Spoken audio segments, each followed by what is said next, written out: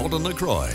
Welcome back. Change right on our doorstep once again, and it is familiar for this time of year in the month of October. In fact, we still have some pretty good fall foliage across areas of the Willamette Valley right now. But I will say over the next few rainstorms, we are going to slowly see that diminish, and we typically see at least here across the valley, bare leaves by the time we head into November. Of course, not up into the Cascades. Most of those trees are conifers and keep their needles year round. Partly cloudy skies across the Willamette Valley right now, but cue the Jaws music. You can see the cold front right offshore. In fact, if you're out towards Florence and Coos Bay, you can see the cloud cover offshore. A pretty impressive area of low pressure is marching toward the south and the east. And you can see the cloud coverage extends about 3,000 miles out to sea. We are expecting some heavier rainfall around midday on Wednesday, but it's not going to be heavy rain for the entire day. We are expecting more of a shower variety by Wednesday night, but we are expecting a wet couple of days, and that is going to lead up into Friday as well. So if you got to get that yard work done, your best time to do so is going to be toward this weekend, so you can actually put it off all week, and by Saturday and Sunday and get outside, take advantage of that housework. But I will say for the week at least, it's going to be pretty damp and wet out there across the region. Headed out tonight, maybe for that taking the dog for a walk or getting a workout in, about 45 degrees. Waking up tomorrow morning though, steadier rain for your morning commute out toward the Oregon coast. Not until around 9-10 o'clock in the morning, but you can see the heavier reflectivity starting to show up toward the Oregon coast, indicative of those deeper shades of yellow and orange, heavier rainfall moving in.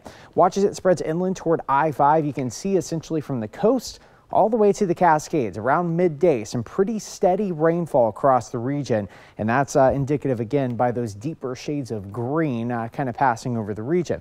Watch as snow levels drop through the course of the evening, but we start to lose the moisture across the valley. That's why we're anticipating the heaviest rainfall lasting for about 3 to 4 hours, and eventually it settles up into the Cascades. We'll still keep some showers, but for the most part, steadier precipitation will be up into areas of the foothills where we are expecting about 1 to 3 inches of snow tomorrow, and additional snow is coming. You can see by Halloween morning, scattered showers developing into a steadier rain once again.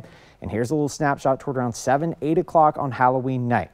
You are going to have to adjust your costume for the rain because you can see pretty numerous showers across the region. But I will say the good news is it's not going to be a persistent heavy rain. It's going to be kind of the showery one in nature, but it's still going to be pretty damp for Halloween night. And we actually have another storm setting up for Friday. So showers on Thursday, but you can see about 3 days of pretty good rainfall amounts before we finally dry things out this weekend.